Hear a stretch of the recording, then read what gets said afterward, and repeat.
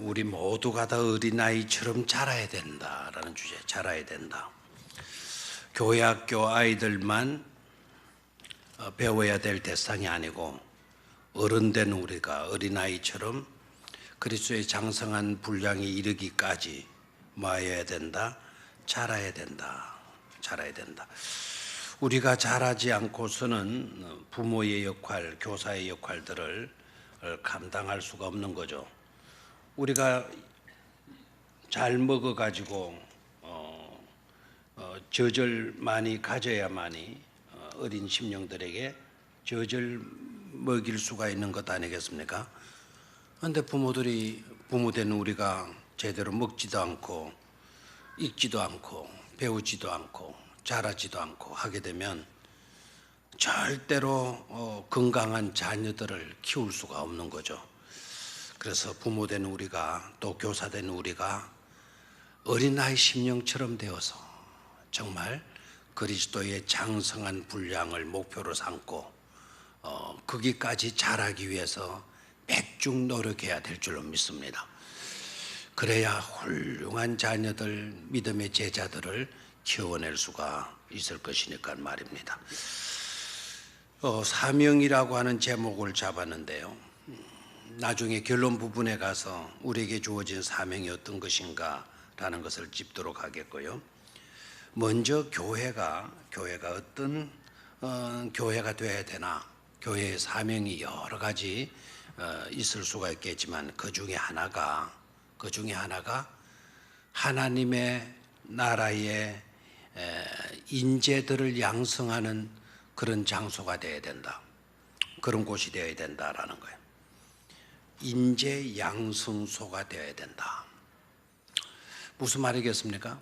하나님이 귀하게 들어 쓰실 하나님 나라의 인물들이 되어야 된다. 인물들을 키워내는 그런 곳이 교회가 되어야 된다라는 거예요.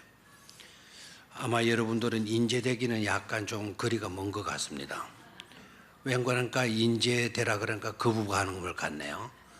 되게 자기에게 좀 거리가 먼 것에 대해서는 거부감, 시기심, 질투심 이런 것들이 작동을 하게 돼요. 하나님의 인재를 양성한다 그러면 막 기분이 좋고 설레이고, 맞아, 그래야 돼 막 이렇게 설레이는 마음들이 일어나게 되면, 일어나는 사람이고 있다면 그 사람이 지금 현재 인재일 가능성이 굉장히 많다 이거예요. 인재일 가능성이 많은 사람들은 또 크게 아멘으로 화답을 잘해요. 하나님의 교회는 하나님의 나라에 뭐를 양성하는 곳이 되어야 된다, 인재를 양성하는 교회가 되어야 된다라는 거예요. 그런데 문제는 인재를 양성하는 교회가 되어야 된다 그러니까 어떤 특정한 아이들, 머리가 탁월하고 뛰어나고 가정 백그라운드도 괜찮고 하는 아이들에게만 하나는 것으로 착각하기가 쉬워요. 절대로 그렇지 않습니다. 그 누구라도 놀라운 인재가 될 수가 있다라는 사실이에요. 그 누구라도 놀라운 인재가 될 수가 있다, 그런 희망이 있다라는 거예요. 아멘입니까? 인생 성공 법칙이 바로 뭐냐? 주님께서 그것을 우리에게 가르쳐 주셔서요. 내가 너희에게 분부한 모든 것을 가르쳐 지키게 하라는 거예요. 자, 인생 성공 법칙이 뭐라고요? 주님께서 가르쳐 주신 분부하신 모든 것들을 뭐하게 하라? 가르쳐서 지키도록 하라는 거예요. 그 인생 성공 법칙 1호입니다. 1호. 그 일을 위해서 하나님은 모든 권세를 주님께 위탁했다 그랬잖아요. 하나님이 나에게 권세를 주셨다, 나에게 권능을 능력을 주셨다. 하나님의 권세, 하나님의 권능이 내게 임하셨으니 그러므로 너희는 가서 모든 족속으로 내 제자를 삼고 내가 너희에게 분부한 모든 것들을 뭐하게 하라? 가르쳐 지키게 하라라는 거죠. 가르쳐 지키게만 하면 꼴찌라도 최고가 될 수가 있다라는 거예요. 꼴찌라도 뭐라고요? 최고가 될 수가 있다. 우리가 형편없는 사람으로 취급하는 그런 대상이 오히려 최고가 될 수가 있다라는 거예요. 우리가 볼 때는 형편없는 아이처럼 보였는데 가르쳐 지켰더니, 가르쳐 지키게 했더니 그 아이가 탁월한 인물이 되어지더라는 겁니다. 1983년 경인가 그때쯤 하워드 가드너라고 하는 유명한 교육 심리학자가 중대한 이론 하나를 발표를 했어요. 다중지능 기능이라고 하는 다중지능 이론이라고 하는, 좀 용어가 어려운데요. 다중지능 이론이라고 하는 유명한 교육 이론을 발표를 했어요. 아마 여러분들 가운데도 배운 분도 있을 거고 들어본 분들도 있을 것이라 생각을 하는데요. 인간의 지능은 서로 독립적인 다른 9가지 유형의 능력으로 구성이 된다. 9가지 유형의 지능의 능력으로 구분이 된다라는 거예요. 그러니까 어느 한 가지만 딱 보고 야, 그 아이 머리가 뛰어나다, 그렇게 판단하면 그건 큰일 난다는 이야기예요. 9가지의 다른 유형의 능력으로 구분이 되어진다 그랬는데요. 그 9가지 유형이 어떤 것인가 하니까 언어 지능 능력, 논리 수학 지능, 음악 지능, 신체 운동 지능, 공간 지능, 인간 진화 지능, 자기 성찰 지능, 자연 친화 지능, 실존적 지능이라고 해서 조금 교육을 좀 하지 않으면 다들 좀 어려운 그와 같은 말들이 되겠지만은 각 분야마다 지능 지수가 다르다라는 거예요. 음악을 잘하는가 싶더니 음악을 잘하는 그 아이는 오히려 수학에 약할 수가 있다. 수학을 너무나도 잘해서 머리가 비상한 아이라고 해서 그 아이가 천재이고 그 수학을 못하는 아이들은 바보냐, 그런 게 아니라는 거예요. 수학을 못하지만 그 아이는 다른 기능에 있어서는 천재일 수도 있다라는 거예요. 아시겠습니까? 그래서 우리 교사들은요, 우리 아이들을 대할 때 요놈이 똑똑하다, 요놈이 똑똑하지 못하다, 요 아이가 학교에서 공부를 잘한다더라, 이 아이는 학교에서 공부를 너무너무 못한다더라, 요 아이는 말을 잘 듣는 아이다, 이 아이는 말을 안 듣는 아이다 라고 해서 그런 선입관을 가지고 아이들을 대해서는 안 된다라는 거예요. 하나님은 꼴찌라도 최고의 인물로 만드실 수가 있다 없다? 있다. 그건 누구라도 탁월한 인재가 될 수가 있다 없다? 있다라고 하는 믿음을 가져야 된다 이 말이에요. 똑똑한 아이는 물론 내 눈에 우리가 판단하기로 똑똑하지 못한 아이도 이 아이도 하나님의 말씀을 잘 가르쳐 지키게 하게 되면 탁월한 뭐가 될 수가 있다? 전제적인 능력을 발휘할 수 있는 인물이 될 수 있다라고 하는 그런 믿음을 가져야 된다 이 말입니다. 우리 화면을 좀 보겠는데요. 이 인물들이 누군가를 한번 보시기를 바라요. 자,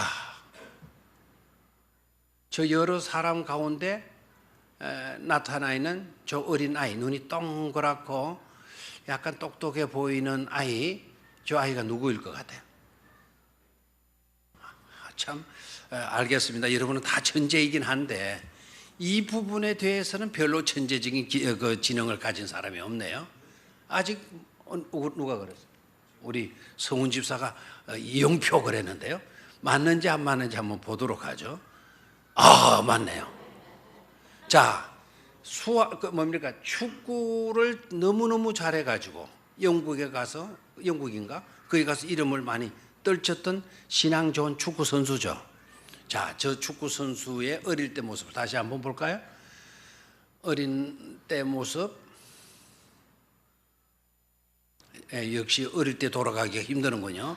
엉뚱한 사람 어릴 때가 나와버렸습니다. 자, 그러면 좋습니다. 저 사람은 누구일 것 같아요? 초등학교를 졸업한 건가, 유치원을 졸업한 건가, 하여튼 졸업식 가운을 입고 있네요. 누구일 것 같아요? 그렇습니다. 모르는 게 당연합니다. 자, 저 사람은 또 누구일까? 한번 보죠. 하하, 세계적으로 유명한 바로 누구죠? 빌 게이츠입니다. 돈도 많죠, 저분? 부자죠, 그죠? 빌 게이츠. 또 한 분을 볼까요? 또 한 분. 저 친구는 누구일까요? 역시 우리 교회는 별로 아는 사람이 없습니다. 좀 약간 귀엽기도 하고 아마 칼라 사진인 걸 보니까 근대 나이가 얼마 안 된 젊은 세대 같아요. 자, 누구인지를 한번 보죠. 역시 감탄사가 나오는군요. 저 친구가 송혜교인가 그렇죠. 송혜교는 여자 같는데 저 친구가 그런 친구 맞는 것 같아요. 이름이 생각이 안 나는데 송민기, 중기, 송중기. 그 겨울 연가인가 해가지고 외국 사람들도 뭐 저 남자 나오면 뭐 뿅 간다 그러대요. 방금 왜 웃었어요? 태양의 후예입니까? 예. 겨울 연가 아닙니까? 태양의 후예라고 그럽니다. 자, 그게 뭐 너무나도 유명한 인물이죠. 또 이 친구를 한번 보죠. 이 친구는 누구일 것 같아요? 우리 정연이도 닮은 것 같기도 하고. 누구일 것 같아요? 역시 한번 볼까요, 그러면? 자, 이분은 누구예요? 송혜교. 송민기 아닙니까? 송혜교라고 하는 거. 자, 공통점이 뭐였나요? 공통점이. 어릴 때는 여러분들이 다 구분을 못하는 그렇고 그런 자들이었다라는 거예요. 저 사람들이 장성하고 어떤 과정들이 있었겠죠. 그런 과정들을 거치게 되니까 어떤 사람은 저렇게 유명한 탤런트가 되고 어떤 사람은 세계적인 축구 선수가 되고 또 어떤 사람은 세계적인 또 재벌가가 되고 그랬다는 거예요. 다 어릴 때는 그렇고 그런 자들이었다라는 거예요. 그 과정을 거치게 되어지니까 빌 게이츠가 되기도 하고 축구 선수가 되기도 하고 유명한 탤런트가 되기도 하고 그렇죠? 자, 그러면 또 이분들은 누군가를 5분을 소개할 건데요. 이 5분 중에 여러분들은 몇 명을 알 수 있을지 한번 생각해 보면서 보도록 하죠. 자, 저 5분들이 나오네요. 저 5분이 나오는데 몇 사람은 알 수 있을 것 같아요?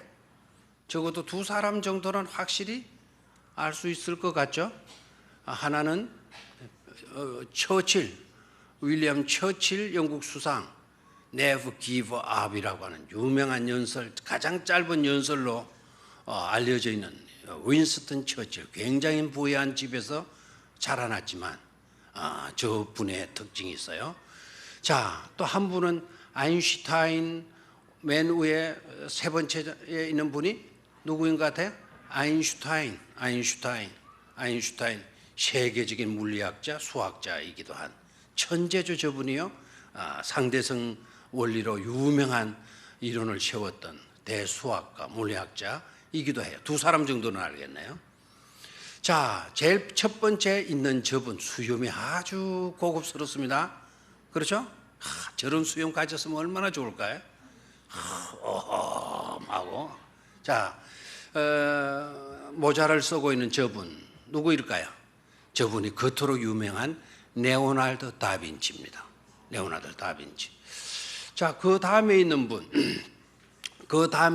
분은 누구일 것 같아요? 여기서 누가 나오는데요? 에디슨이에요. 맞아요. 발명왕 누구라고요? 에디슨. 나는 저분에게 참 은혜를 많이 받습니다. 어떤 분의 왜 은혜냐면 물론 이 전기, 이 모든 것들이 에디슨의 그 영향으로 우리가 혜택을 입고 있잖아요. 특히 저분이 대물이라는 게 완전 그렇게 마음이 들기도 해요. 에디슨입니다. 3번째 인물이 아인슈타인, 네 번째 인물이 V자로 이렇게 들고 있는 저 인물이 너무나도 유명한 윈스턴 처칠이고요. 마지막, 자, 어딘가 모르게 생각을 하고 있는 건지 뭔가를 예리한 눈으로 주시를 하고 있는 것 같은 바로 저분은 누구일까요? 자, 제가 힌트를 좀 준 것 같은데 예리한 눈으로 사물을 관찰하고 있는 것 같아요. 저분이 바로 피카소입니다. 누구라고요? 피카소. 세계적인 굵직한 인물들을 제가 5 사진을 스크랩해서 소개해드렸는데, 공통점이 뭔 줄 아십니까? 이 5분의 그 공통점이 뭔지 아시겠어요? 이 5분의 특징이요, 너무나도 유명한 세계적인 인물들이죠. 그런데 이분들이요, 난독증 환자들이에요. 난독증 환자. 이 말은 무슨 말인가 하니까 어릴 때 책을 읽지 못하던 아이들이었다라는 거예요.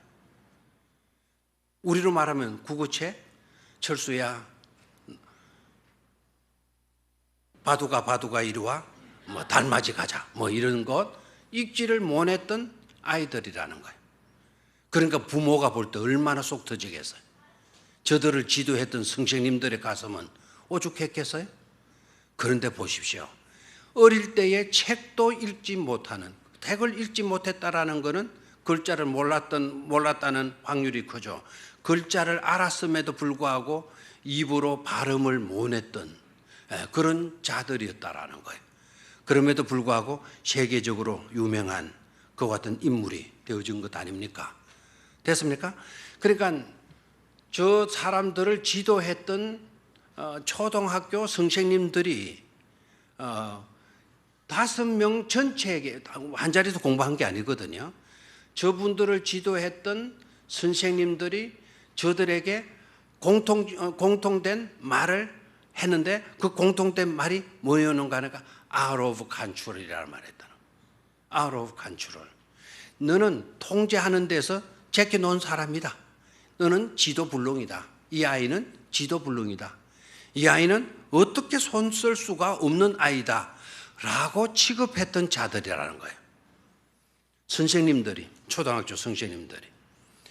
만약에 교회학교 선생님들이 그랬다 그러면 참 비극적이고 불행한 일이 됐겠죠. 다행히도 초등학교 저들을 지도했던 선생님들이 out of control이라고 하는 말로 이 아이를 대했다는 것이 그나마도 우리에게는 위로가 되는 거예요.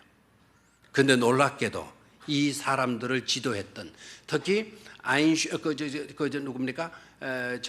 윈스턴 처칠 같은 저런 분들, 에디슨 같은 저런 분들을 지도했던 교회학교 선생님은 out of control이라는 용어를 쓰지 않았다라는 거예요. 너는 하나님 앞에서 특별한 존재야. 너는 하나님이 그토록 사랑하는 사람이란다. 너는 특별한 존재란다라고 하는 그런 말을 해주면서 저 아이들을 교회 안에서 키웠다는 사실 아닙니까? 아멘입니까? 여기서 우리가 어떤 교사가 되어야 되나, 어떤 교회가 되어야 되나, 학교 교육에서 희망을 걸면 안 돼요. 우리가 규모로나 모든 교육 시스템이나 인스트럭션, 교회의 모든 어떤 구조나 도구들 이런 것은 빈약할 수 있다 하더라도 우리 선생님들이 믿음으로 우리 아이들을 잘 양육하게 되게 되면 위대한 인물이 나올 수가 있는 줄로 믿습니다. 난독증 환자이라도 세계적인 인물이 되어졌다고 한다면 우리가 저 아이들을 놓고 하나님의 말씀으로 키우고 기도로 키우고 그리스도의 사랑으로 이렇게 돌봐주게 되어지는데 저런 인물들이 나오지 말라는 법은 절대로 없을 줄로 믿습니다. 히브리서의 말씀이 이런 말씀이 있잖아요. 믿음은 바라는 것들의 실상이요 보이지 아니하는 것들의 정근이라 그랬잖아요. 바라시기를 축원합니다. 이 아이가 비록 학교 공부는 형편없고 오늘은 아니다 할지라도 이 아이는 훌륭한 인물이 될 거다. 하나님 나라에 있어서 없어서는 안 될 인재가 될 것이다라고 하는 그런 바람을 가지고 우리에게 맡겨진 아이들을 양육해 가게 되면 반드시 실제적으로 그 실상으로 성취되어지는 그날이 꼭 오게 될 줄로 믿습니다.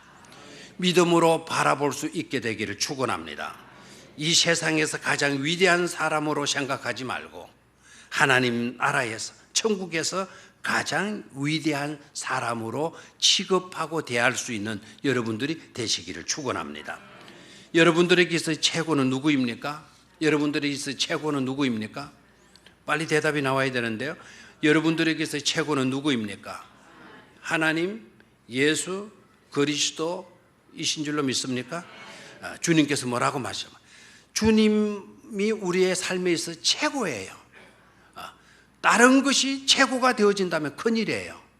우리에게서는 자나깨나 오로지 오늘이나 내일이나 영원토록 우리에게서 최고가 되실 분은 누구밖에 없습니까? Only Jesus Christ. 오직 예수 그리스도밖에 없어요. 아멘입니까? 변함이 없어야 돼요. 이거는 언제까지라도 변함이 없어야 돼요. 자, 그렇다면요, 우리 주님이 여러분들의 삶에 있어 최고라고 고백이 되어졌다고 한다면 실제적인 삶에서 우리가 최고로 대할 수 있는 자들이, 최고로 대해야 하는 자들이 누구인가라는 생각을 가져야 돼요. 마태복음을 읽어보게 되면 주님께서 이렇게 말씀을 하셨죠. 이런 어린 아이들 하나를 맞이하는 자는 누구이든지 간에, 그것도 내 이름으로, 이런 어린 애들 중에 하나를 맞이하는 자는 누구이든지 간에 나를 대접하는 것이다. 나를 환영으로 맞아들이는 것이다. 이렇게 말씀을 하고 있어요. Whoever welcomes one of these little children in my name welcomes me. 나를 환영하는 것이라고. 아멘입니까? 그러니까 우리가 어린 소자 하나, 어린 아이 하나를 주의 이름으로 맞아들이게 되어진다면 곧 누구를 맞이해야 하는 일과 같다? 예수님을 맞이하는 일과 같다라는 거예요. 이런 사명, 이런 의식을 가지고 교육 현장에 임하는 우리 교사들이 되어지기를 주의 이름으로 축원합니다. 이런 의식을 가지고 이 아이들을 대하는 것이, 이 아이들을 내가 사랑으로 돌봐주고 맞이하는 것이 곧 누구를 맞이하는 것이다? 예수 그리스도를 맞이하는 것이다 라는 거예요. 아멘입니까? 그렇게 할 수 있으시면 거기에 아멘 하시길 바라요. 그렇게 하실 수 있겠습니까? 우리 교사들이 이번 여름 성경학교, 지난번에도 그래 왔겠지만 이번 여름 성경학교 수련회 때는 특별히 그런 의식으로 귀한 생명들을 대하리라고 다짐하고 그렇게 확신하고 아멘으로 화답하실 수가 있겠습니까? 큰 소리로 아멘 하시기를 바랍니다. 자, 두 번째로요. 그렇다면 이 세상은 어떠나 하는 거예요. 이 세상이 지금 시류는 어떻게 흐르고 있나? 이 시대를 분별하라고 주님께서 분별을 하는데요. 이 세대를 분별하라고 말씀을 하셨는데 이 세대는 어떠하냐? 지금 잘은 모르지만 지금 교회를 다니고 있는 아이들을 보게 되면 이 아이들은 어떻게 보면 대단한 자들이에요. 지금 교회 출석하고 있는 여러분의 자녀들 또 부모들이 교회를 다니지 않음에도 불구하고 그 아이들만 교회를 나오는 그 아이들은 정말 대단한 아이들이에요. 왜 그런 거 아니까? 지금 세상이 어느 정도 타락해져 있는 거 아니까? 이 세상은요, 지금 현재 세상의 시류는 어떠한 거 하니까 교회를 다닌다고 하면 아이들 세계에서 왕따를 시켜버린대요. 교회 다니는 아이를 뭐 해버린다고요?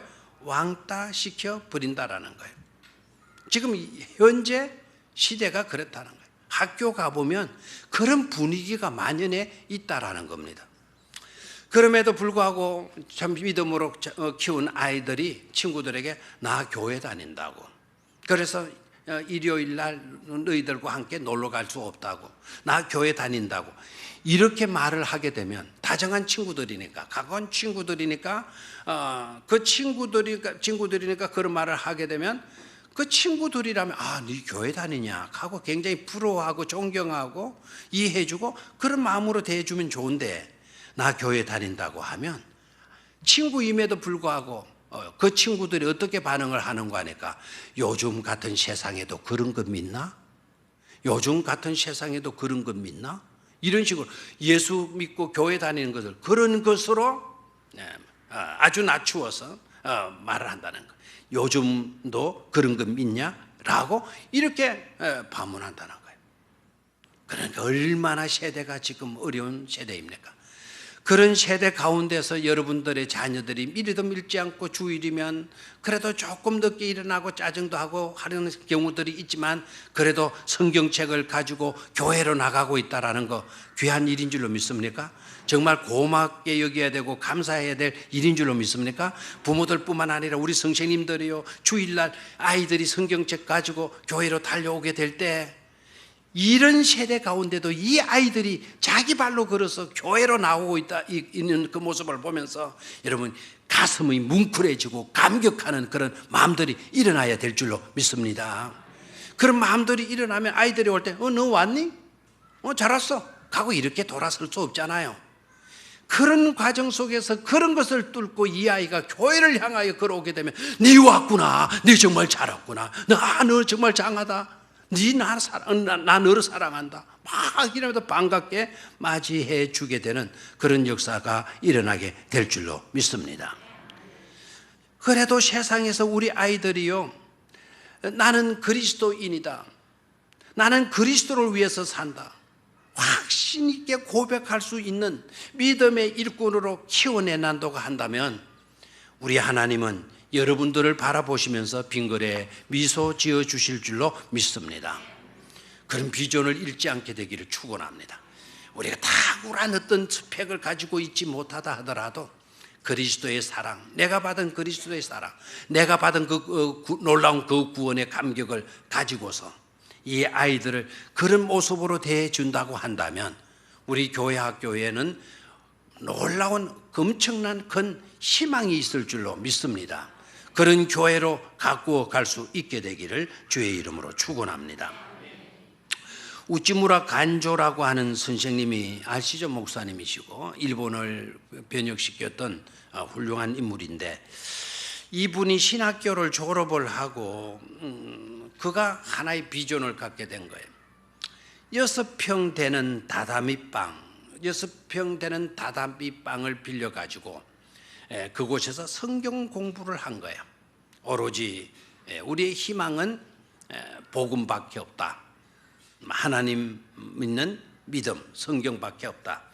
그래서 성경 공부를 지도를 했는데 6평 되는 다다미방에서 성경 공부를 한 결과 동경대학교 총장을 4분을 배출했는데 그냥 일반 동경대학의 총장을 배출한 게 아니고 알뜰한 크리스찬, 알뜰한 기독교 신자의 총장을 4분을 이렇게 배출해냈고, 그리고 6평 되는 다다미방에서 우쭈무라 간조가 성경 공부를 하고 한 그 중에 4명의 교육부 장관, 일본의 교육부 장관을 배출을 했다고 해요. 동경대 총장 4분, 그리고 일본 교육부 장관의 몇 분? 4명. 놀랍죠? 이 성경 하나님의 말씀으로 교육했더니 그런 훌륭한 신앙적 인물들이 배출되어졌다라는 거예요. 저는 그것을 말씀드리고 싶어서 한 게 아니고 1927년에 이분이요, 성경 조선 운동, 성경으로 한국을, 우리 조선을 개화시키고 발전시키고 변화를 가져올 수 있도록 하기 위한 성서 조선 운동을 했는데 일본으로 유학 온 학생들을 중심으로 해가지고 다시 말하면 요사이 말로 말하면 성경 공부를 해준 거예요. 그런데 놀랍게도 우찌무라 간조의 성서 조선 운동, 성경 공부 모임을 통하여서 그 인물로 배출된 사람이 누군가 하니까 김교신, 함석헌, 송두용, 전상훈, 양인선, 그 마지막 사람 이름은 여러분 꼭 기억을 해 주셔야 되는데 유석종 씨라고 하는 분이에요. 함석헌 씨도 여러분 알겠죠? 김교신도 알겠죠? 김교신, 함석헌, 송두용, 전상훈, 양인선, 유석종, 이 6명의 크리스찬 지도자들을 발굴해낸 것 아닙니까? 여러분, 예수 그리스도를 가슴에 품고 또 다른 예수 그리스도를 가슴에 품은 사람을 양성해내는 일이만큼, 그 일만큼 복되고 값진 일은 없는 줄로 믿습니다. 세 가지 질문을 던지려고 합니다. 첫 번째 질문은요, 여러분들은 하나님의 기쁨을 추구하는 사람입니까? 하나님의 짜릿함을 추구하는 사람입니까? 하나님의 기쁨을 추구하는 자들입니까? 하나님의 짜릿함을 추구하는 사람입니까? 자칫 잘못하면요, 여름 성경학교와 수련회 같은 것들을 제가 지금까지 이제 목회를 해오면서 경험하게 되는 거는, 느끼게 되는 거는, 왠지 모르게 여름 성경학교와 수련회가 하나님의 짜릿함을 경험하는 그런 프로그램으로 자꾸 나아가고 있다라는 점이에요. 그래서 어떤 짜릿한 프로그램 같은 것을, 뭐 아니면 놀이 같은 것을 동원해 가지고 짜릿함을 느낄 수 있도록 해주는데 주력하고 있는 거예요. 그런데 여러분 아셔야 됩니다. 짜릿함은 순간적이에요. 그것을 목표로 삼으면 그 교회 교육은 죽은 겁니다.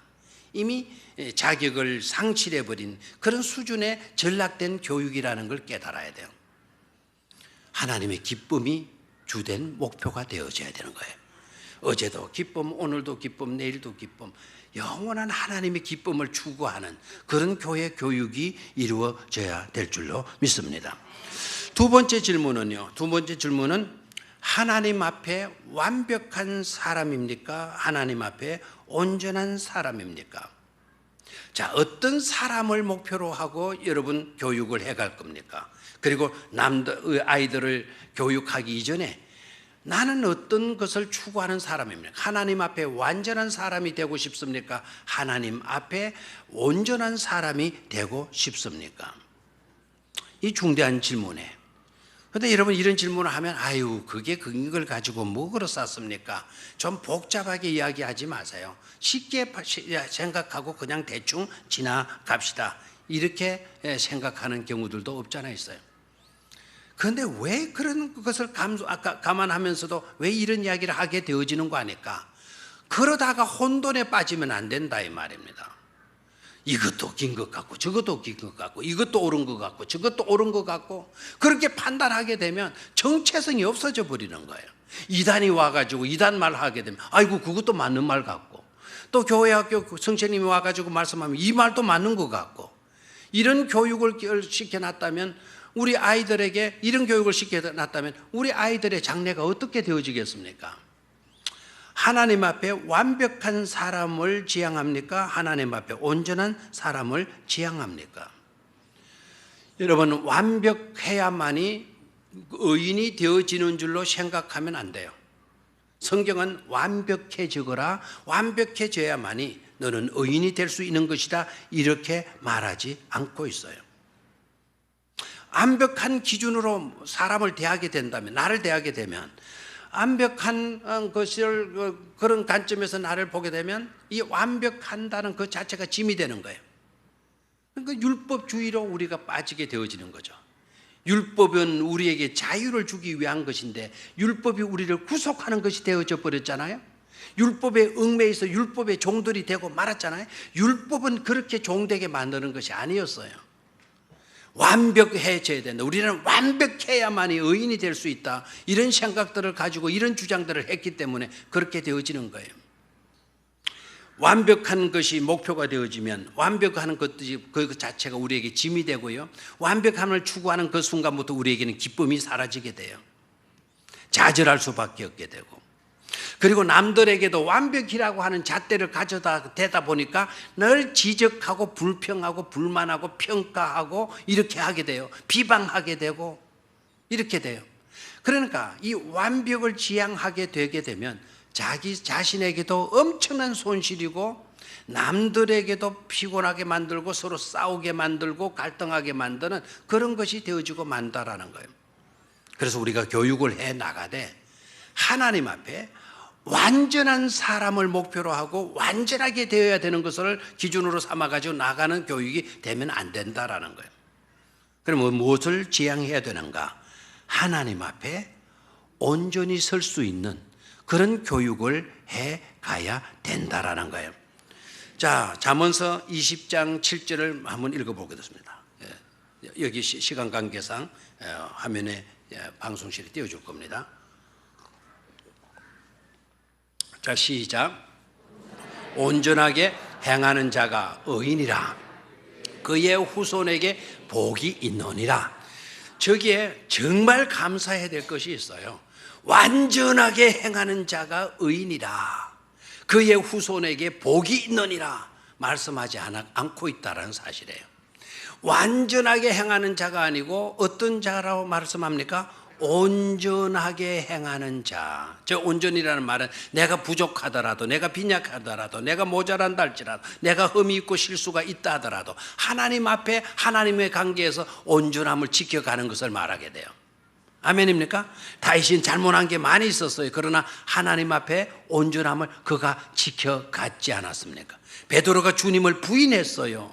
가룟 유다가 부인했고 예수님 베드로도 부인했지만 가룟 유다는 패망했고 베드로는 다시 회복해서 위대한 사도의 길을 걸어간 줄로 믿습니까? 그게 바로 온전함이에요. 온전함. 온전하게 행하는 자가 뭐라 그랬나요? 의인이고 온전하게 행하는 사람에게서 사람의 후손들에게 뭐가 있을 것이다? 복이 있을 것이다 말씀을 해요. 마태복음 5장 48절을 읽도록 하겠어요. 마태복음 5장 48절. 자, 시작. 그러므로 하늘에 계신 너희 아버지의 온전하신 같이 너희도 온전하라. 아멘입니까? 다시 한번 큰 소리로 시작. 그러므로 하늘에 계신 너희 아버지의 온전하신 같이 너희도 온전하라. 저 말씀을 딱 들으면 휴 하는 이런 그 소리가 나와야 돼요. 휴. 이런 말씀을 들으면, 이런 말씀을 읽으면 휴 하는 그런 안도의 쉼을 내쉬어야 된다 이 말입니다. 그래도 반응이 없네요. 도무지 성경을 어떻게 듣고 어떻게 읽고 있는지를 모르겠습니다. 휴 하고 안도의 숨을 뭐 하라고요? 제가 한번 읽어볼게요. 그러므로 하늘에 계신 너희 아버지의 온전하신 같이 너희도 온전하라. 휴 하고 나와야 돼요. 왜 그렇게 나와야 돼요? 하나님의 완전하신 같이 너희도 완전하라 이랬다면 어떻게 될 뻔했어요? 하나님만이 완전하셔요. 완전하신 하나님께서 자신처럼 완전해지도록 해라 라고 했다면 우리는 절망이지 않습니까? 어찌하면 좋을까? What shall I do? 나는 어찌하면 좋을까? 탄식할 수밖에 없게 되어지지 않겠습니까? 그런데 완전하라가 아니고 하늘에 계신 너희 아버지의 온전하신 같이 너희도 마도록 해라. 온전하도록 해라 라고 말씀하고, 부족하더라도 모자란다 할지라도 온전한 우리의 그 삶을 추구하고 이 아이들에게도 완전을 기대하지 마십시오. 이 아이가 부족하더라도 여러 가지 내 눈에 봐도 어설프더라도 하나님 앞에 온전한 사람으로 하나님만 바라보고 살아갈 수 있는 그런 자로 양육하고 교육해 낼 수 있으면 된다 이 말입니다. 세 번째 질문입니다. 세 번째 질문. 우리들의 자녀들은 하나님 앞에서 다른 세대일까요? 다음 세대일까요? 라고 하는 질문이에요. 첫 번째 질문과 두 번째 질문은요, 좀 답이 틀려도 자기 개인에게나 그 당대에만 영향을 끼치는 것이 될 거예요. 그런데 세 번째 이 질문은 바로 선택하지 않으면, 바른 대답을 가지지 못하면 이거는 미래가 걸려있는 문제예요. 이 질문에 대해서는 철저하게 바른 인식을 가져야 되고 바른 대답을 할 수 있어야 돼요. 자, 우리들의 자녀들은 하나님 앞에서 다른 세대일까요?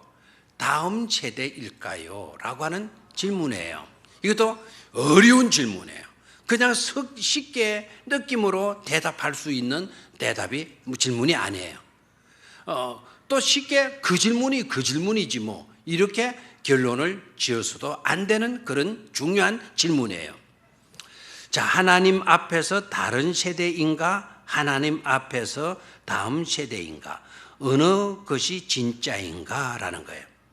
자, 그러면 일단 성경에서 다른 세대는 어떤 세대라고 말씀하고 있는 것인가? 그 다른이라고 하는 그 용어의 개념이 어떤 것인가 라는 것을 우리는 좀 살펴볼 수 있어야 되겠어요. 자, 거기에 대한 결정적인 대답을 해주고 있는 성경 구절이 있는데 사사기 2장 10절이에요. 사사기 2장 10절. 자, 찾았습니까? 찾았나요? 네, 자, 한번 같이 읽죠. 그 세대의 사람도 다 그 조상들에게로 돌아갔고 그 후에 일어난 다른 세대는 여호와를 알지 못하며 여호와께서 이스라엘을 위하여 행하신 일도 알지 못하였더라 그랬어요. 됐나요? 다른 세대, another generation grew up. 자라났던 그 다른 세대들, 다른 세대들은 no need the Lord. 그 주를 알지도 못했고, 그리고 하나님께서 자기들을 위해서 행하신 일도 모르는 자들이었다. 그렇게 말씀하고 있어요. 그러면 다른 세대는 어떤 세대이냐? 이건 변종이다 이거예요. 변종이 지나쳐서 이거는 악성 유전인자가 되어버린다는 거예요. 변종, 악성, 변종이 다른 종류가 나버렸어요. 다른 엉뚱한 것이 나버렸어요. 변종이에요. 그 변종이 자꾸 지나치면 악성 코드라는 말도 있잖아요. 컴퓨터에 악성이 되어 이거는 손 쓸 수가 없는 그런 종자가 되고 말았다라는 거예요. 자, 그러면 다른 세대의 특징이 뭡니까? 하나님을 안다 모른다? 모른다. No need the Lord. 하나님을 모른다. 모를 뿐만 아니라 또 뭘 행한 것까지도 모른다. 왜 이렇게 성경 구절을 지었어요? 방송식 설교를 듣고 있는지 안 듣고 있는지 모르요. 예. 자, 여호와께서 이스라엘 위하여 뭐 한 일도 알지 못한다. 행하신 일도 알지 못한다. 하나님께서 어떻게 역사해 왔는지조차도 알지 못한다. 그러면 다른 세대의 특징이 바로 뭡니까? 하나님과 상관없는 세대라는 것을 알 수가 있죠. 됐습니까? 하나님 앞에서 우리들의 자녀들은 어떤 세대입니까? 다른 세대입니까? 끝장난 거예요, 이거는. 하나님도 모르고 하나님께서 행하셔 오신, 지금까지 행하셔 오신 그것도 모르는 세대라고 한다면 이거는 절망입니다. 이건 비극입니다. 하나님 앞에서 우리의 자녀들이 다른 세대가 되게 해서는 안 될 줄로 믿습니다. 그럼 어떤 세대로 지향해 가야 되는가? 다음 세대로 우리가 인식을 하지 않으면 안 된다라는 거예요. 자, 그럼 다음 세대는 어떤 세대인가? 하나님의 관심은요, 항상 다음 세대에, 다음 따라하시죠. 하나님의 관심은 항상 다음 세대에 있다. 무슨 말입니까? 우리만 잘 믿고 복 받으면 다 된다. 너희들이 어떻게든지 예수 믿고 구원받아라. 너희들 어떻게든지 하나님의 상속자가 되라. 하나님의 자녀가 되어야 된다. 우리에게 그와 같은 것을 요구하지만 하나님의 메시지는요, 거기에 하나지 않아요. 너희들이 나를 믿어서 구원 얻었느냐? 하나님의 자녀가 되느냐? 하나님의 백성이 되고 하나님의 시민이 되었느냐? 그렇다면 너희 자녀들에게 책임 있는 자가 되라고 이야기를 하세요. 아멘입니까? 그러면 우리 때에 예수를 잘 믿었다면 우리에게 주어진 사명이 바로 뭘까요? 우리들의 자녀들에게도 그 예수를 믿을 수 있도록, 그 하나님을 의지하고 살 수 있도록 우리가 교육하고 키워가고 양육해 가야 되는 것, 그것이 우리에게 주어진 뭐가 된다고요? 사명이다라는 거예요. 하나님이 우리에게 특별한 은혜를 주셨어요. 특별한 은혜를 주시더라도 반드시 그것을 후손에게 전하라고, 후손에게 꼭 알려주라고, 하나님 때문에 우리가 이렇게 된 것이라고, 이렇게 복받아서 우리가 살아나게 되고 이렇게 복받아서 잘되게 된 것이라고 후손들에게 꼭 알려주라고 당부하고 있어요. 여러분, 이스라엘의 3대 절기를 이야기하라 그러면 이야기할 수가 있겠나요? 3대 절기를 알고 있다면 5대 절기에 대해서 말하라고 한다면 대답할 수 있겠나요? 우리는 이번에 재직 수련회 때 레위기 강의를 은혜 가운데 잘 우리가 받았어요. 3대 제사, 5대 제사 또 배웠어요. 그 제사의 궁극적인 의미가 어떤 것이라는 거 여러분 알고 계십니까? 그 유월절을 지키라, 유월절을 지키되 철저하게 지키라고 이야기했는데 유월절을 지켜야 되는 이유가 어디에 있나요? 하나님께서 너희 조상들, 너희들을 어떻게 구원해냈는지, 죽음의 재앙이 어떻게 넘어가게 되어졌는지를 후대에 이 절기를 지키면서 알려주도록 해야 된다라는 것 아닙니까? 우리를 구원해 주신 하나님, 너희 때만 구원의 하나님으로 끝나서는 안 된다. 너희들이 구원받았던 그 일들을 자자손손대대로 기억하게 만들어주라. 그러기 위해서는 반드시 이 절기를 만들어서 이 유월절을 마도록 해라, 지키도록 하라는 것 아닙니까? 그리고 여러분, 여호수아가 이스라엘 백성들을 딱 인도해서 요단강을 건너고 하나님께서 약속하신 가나안 땅에 들어갔죠. 가나안 땅에 들어가서 첫 번째 행한 일이 뭔 줄 아시죠? 가나안 땅에 들어가서 첫 번째 한 일은 바로 요단강에서 가지고 나온 12돌을 길갈이라고 하는 지역에 기념비석으로 세웠죠. 그리고 그렇게 하라고 누가 지시를 해요? 하나님께서 여호수아에게 명령을 해요. 그렇게 하도록 해라. 그래서 여호수아가 그 족장들, 12지파의 지도자들에게, 대표들에게 지시를 해요. 돌을 채하라. 그리고 이곳에다가 그 돌을 채워라 라고 이야기를 하면서 그곳 이름을 뭐라고 이야기를 해라? 지어라. 길갈이라고 이름을 지어라라고 이야기를 해. 그래서 만약에 후손들이 이 돌이 왜 이렇게 여기에 서 있는 것입니까? 라고 질문했을 때 하나님께서 이 민족을 어떻게 인도해 왔고 어떻게 이 약속의 땅에 들이게 되어진 것에 대해서 이야기해 주도록 하라는 거예요. 아멘입니까? 우리 시대에 끝나지 말아라는 거예요. 그 구원의 감격이 우리 시대의 감격으로 끝나서는 안 된다는 겁니다. 우리가 받은 그 구원의 감격을 우리 후손들에게, 우리의 다음 세대들에게 알려주어서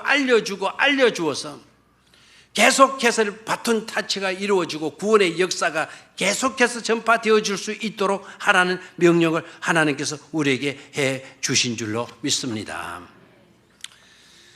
그러니까 우리가 받은 사명들이 뭐죠?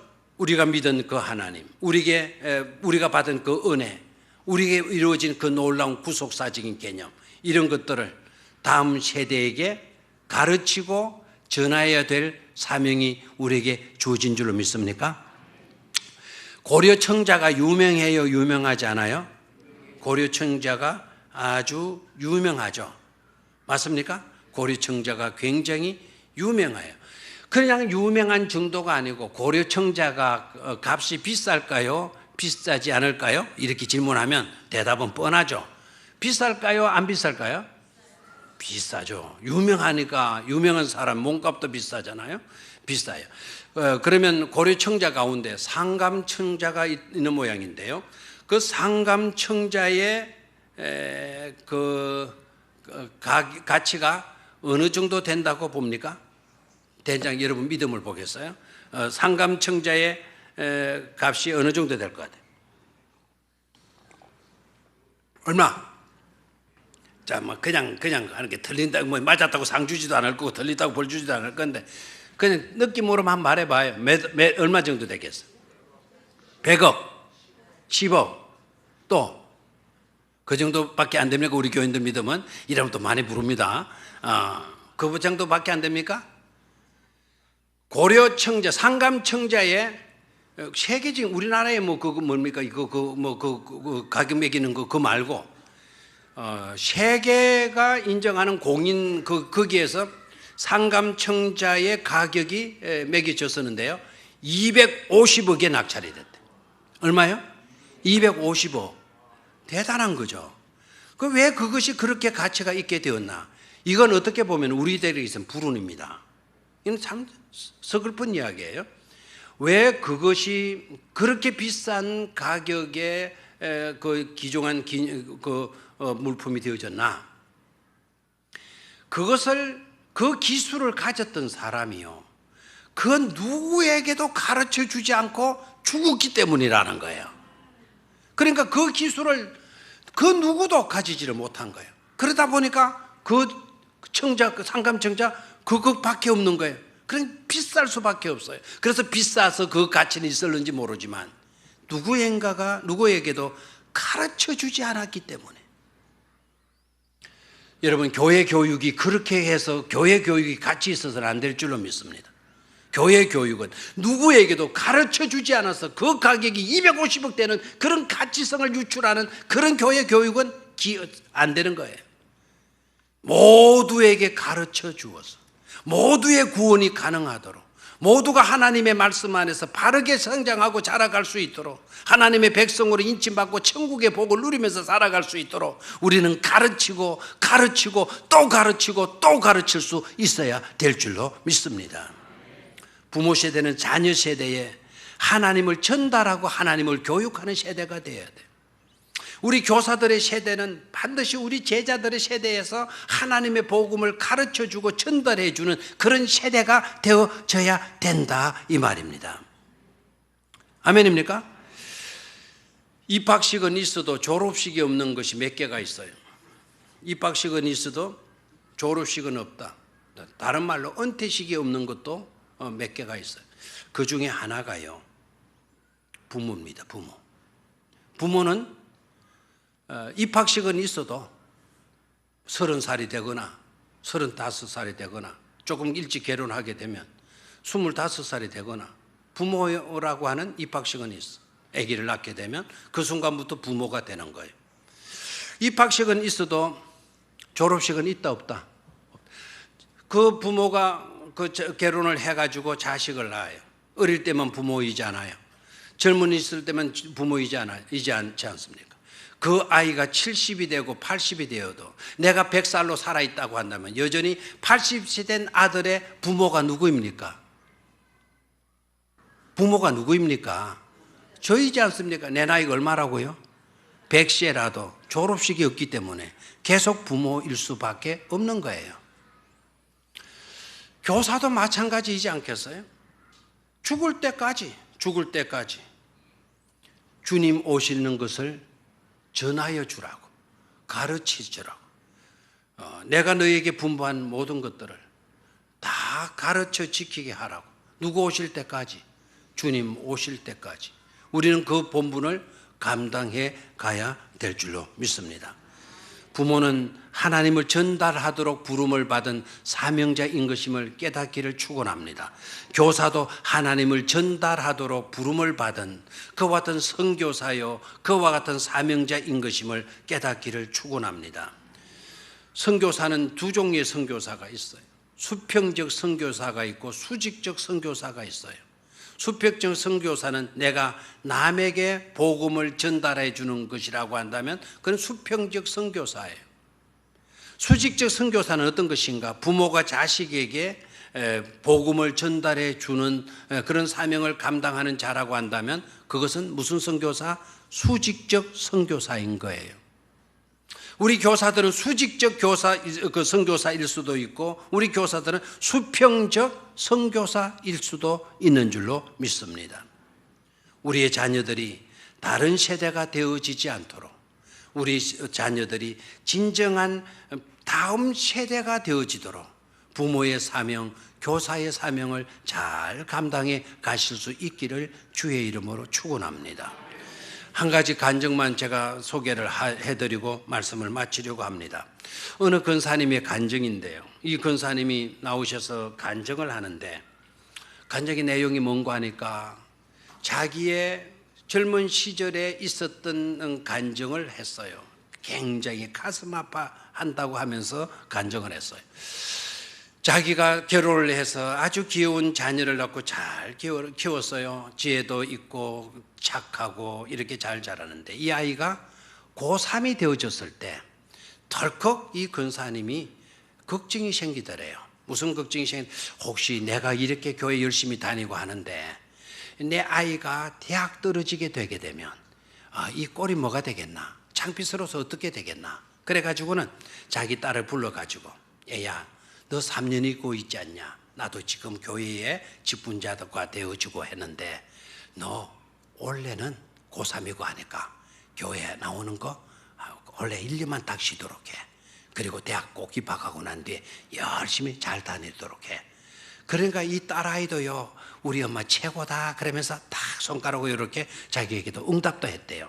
그래 엄마 나 열심히 해서 엄마 체면 구기지 않고 열심히 하고 그 다음에 대학 들어가고 나면 열심히 또 교회 다닐게 엄마 다 격속을 하고 그렇게 했다라는 거예요.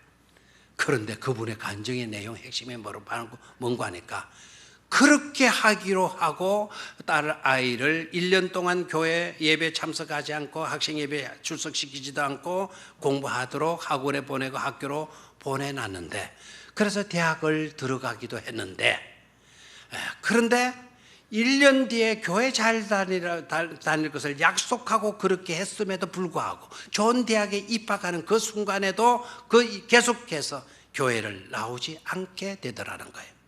그래서 엄마가 약속한 거 지키라고 그 입에 발린 말로 늘 그렇게 했지만 아이는 전혀 엄마의 마음을 듣는 둥 마는 둥 하고 말더래요.